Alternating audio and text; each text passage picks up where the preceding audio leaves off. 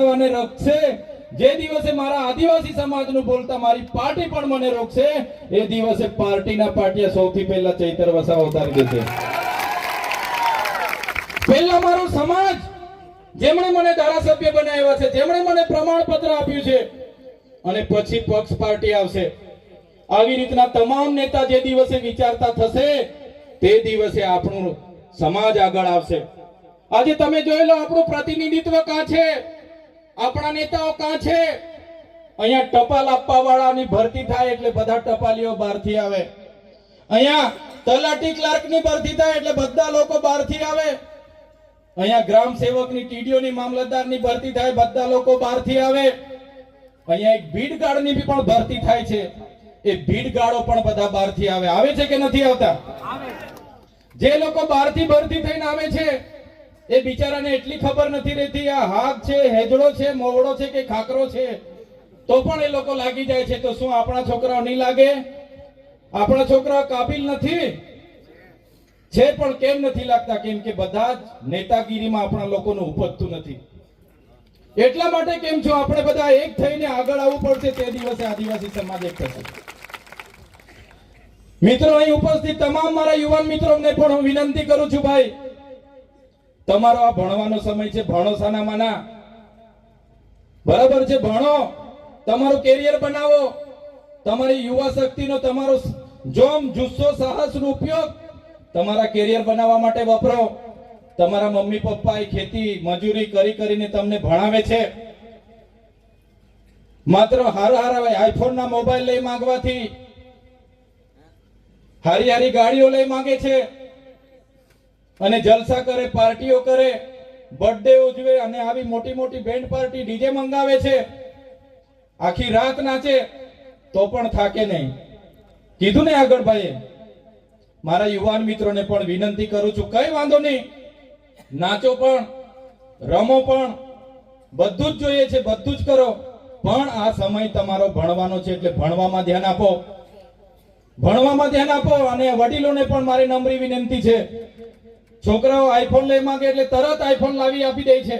છોકરાઓ KTM R1 લઈ માંગે એટલે તરત લાવીને આપી દેવાની, કે મારો છોકરો લઈ માંગે છે આપી દો. એટલા માટે છોકરાઓ પછી આપણા કંટ્રોલમાં નથી. ઘણા પાર્ટીઓ કરે, ઘણા બેન્ટોમાં જાય, ઘણા રેસ કરે, ઘણી પાર્ટીઓ કરે, હરીફાઈ કરે, ને કેટલાય તો 4 ધામના યાત્રા નીકળી જાય 15 દાડા પદયાત્રાઓમાં. તો યુવાનોને કેમ છું, તમારો સમય આજે ભણવાનો છે, પદયાત્રાનો નથી. તમે 4 ધામે જતા હશો, ત્યાં જોઈ લેજો બીજી કઈ જાતિના લોકો પદયાત્રામાં આવે છે. આપણા જ લોકો બધા 15-20 દાડે પદયાત્રામાં ભરો છો ભાઈ. એ સમય તમારો નથી, તમારે ભણવાનો છે. તો ભણો. અને ઘણા મારા સાથી મિત્રો સરકારી અધિકારીઓમાં પણ છે, એમને પણ વિનંતી કરું છું. હું અનેક રાજ્યોમાં ફરું છું. હું મહારાષ્ટ્ર હોય, મધ્યપ્રદેશ હોય, ગુજરાત હોય, અને રાજસ્થાનમાં પણ હું જામ છું. તમે વિચાર કરો, રાજસ્થાનમાં આપણા જ આદિવાસીની એક કોમ્યુનિટી મીણા જાતિ છે.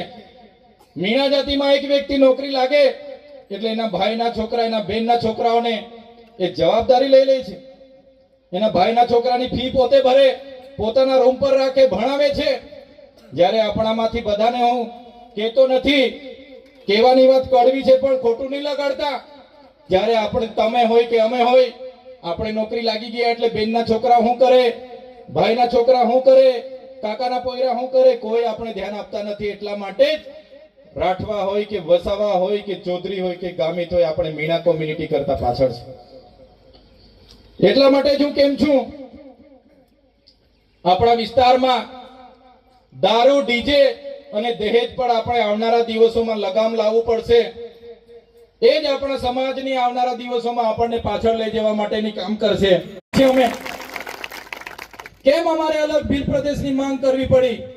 દેશ જ્યારે 5, 10 કે 20 વર્ષ નહીં, પણ દેશની આઝાદીના 78 વર્ષ થઈ ગયા, અને 78 વર્ષ પછી પણ આ વિસ્તારમાં શિક્ષકો ના હોય, આ વિસ્તારની શાળાઓ માટે આંદોલન કરવું પડે, રસ્તાઓ માટે આંદોલન કરવું પડે, પીવાના પાણી માટે આંદોલન કરવું પડે, સિંચાઈના પાણી માટે આંદોલન કરવું પડે. ત્યારે હવેના સમયમાં આપણે લડેંગે, જીતેંગે, જિંદાબાદ, મુર્દાબાદ કરવાનું થતું નથી. જો આ સરકાર આદિવાસીઓની વિકાસ કરવા નહીં માંગશે તો આવનારા દિવસોમાં દેશનું 29મું રાજ્ય ભીલ પ્રદેશ અમે બનાવીને રહીશું. ભીલ પ્રદેશ બનાવીશું અમે, અને એની રાજધાની કેવડિયા રાખીશું. કેવડિયા અમે એટલા માટે રાખીશું કે કેવડિયામાં અમારું નર્મદાનું પાણી છે, ત્યાં અમારે વીજળી ઉત્પન્ન થાય છે, બાજુમાં છોટાઉદેપુરમાં રેતીની ખાણો છે, બાજુમાં લિગ્નાઇટની ખાણો છે, આંબા ડુંગરમાં યુરેનિયમની ખાણો છે.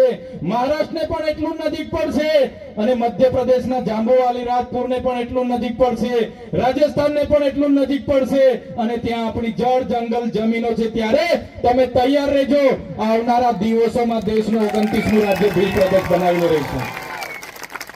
ક્યાં સુધી લડેંગે જીતેંગે, ક્યાં સુધી સરકાર જિંદાબાદ મુર્દાબાદ કરીશું.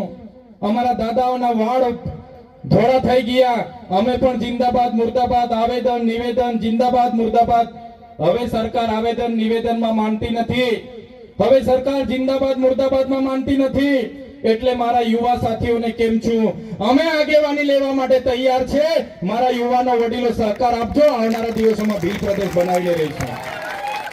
અમારું ભીલોનું રાજ્ય હતું, એમાંથી જ્યારે દેશ આઝાદ થયો 14 જિલ્લા અંબાજીથી ઉમરગામ ગુજરાતમાં રાખ્યા, 13 જિલ્લા રાજસ્થાનમાં રાખ્યા, અને 12 જિલ્લાઓ એમણે મધ્યપ્રદેશમાં રાખ્યા, અને 10 જિલ્લાઓને મહારાષ્ટ્રમાં વિભાજિત કર્યા.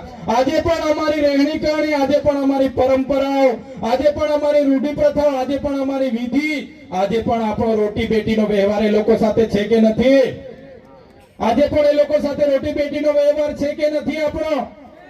આજે પણ અમે બોર્ડરલેસ થઈને મહારાષ્ટ્ર, મધ્યપ્રદેશ, ગુજરાત અને રાજસ્થાનના લોકો એક સાથે રહીએ છીએ.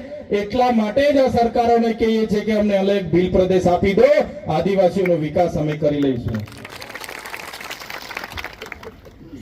આટલી મોટી રોયલ્ટી અમે સરકારમાં જમા કરતા હોય, અને અમારા લોકો આજે પણ શિક્ષક માટે આંદોલન કરે, અમારા બાળકો માટે અમારા જેવા ધારાસભ્ય ધરણા પર બેસે, અને જ્યારે પણ હાઈવેમાં જમીનો જોઈએ, જ્યારે પણ રેલવેમાં જમીનો જોઈએ, જ્યારે પણ નહેરોમાં જમીનો જોઈએ, મફતના ભાવે અમારા લોકોની જમીનો છીનવી લેવામાં આવે છે. કેમ સરકારને ખબર નથી? અહીંયા રસ્તા નથી, અહીંયા પાણી નથી, અહીંયા નલ સે જલમાં પાણી નથી આવતું, અહીંયા રેતી રોયલ્ટીમાં ડીએમએફ ફંડનો ભ્રષ્ટાચાર થાય છે. સરકારને બધું જ ખબર છે મિત્રો, પણ સરકાર આ કરવા માંગતી નથી. એટલે આજે દેશ અને ગુજરાતમાં આદિવાસીઓની પરિસ્થિતિ ખૂબ ખરાબ છે.